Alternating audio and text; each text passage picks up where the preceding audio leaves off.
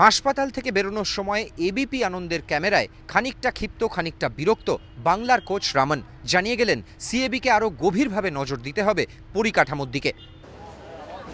আঙুলে যন্ত্রণা কমেনি, চোখে মুখে সেই ছাপ স্পষ্ট, সঙ্গে তীব্র অসন্তোষ। অস্ত্রোপচারের পর দুদিন হাসপাতালে কাটিয়ে সোমবার ছাড়া পেলেন উরকেরি ভেঙ্কটরামন। হাসপাতাল থেকে বেরিয়েই এবিপি আনন্দের ক্যামেরায় সিএবির পরিকাঠামো নিয়ে স্পষ্টতই ক্ষুব্ধ বাংলার coach.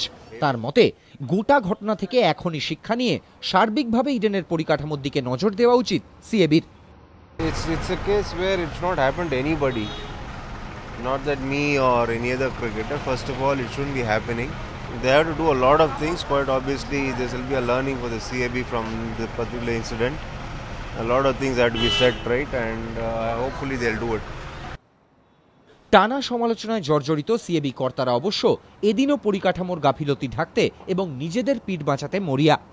It is not that a big issue at all to me. Of course, it can be changed, but it is not because of that fan it has happened. It is a freak accident. It can happen to anybody.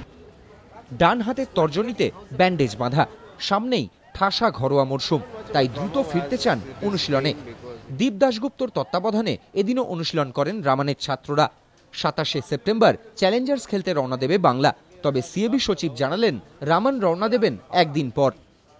এখন condition ভালো, আরেকবার dress করতে হবে। বৃহস্পতিবার Thursday, Friday Ramon টিমের সাথে join করবে, গিয়ে রাজকোটে ফ্রাইডে চলে যাবে।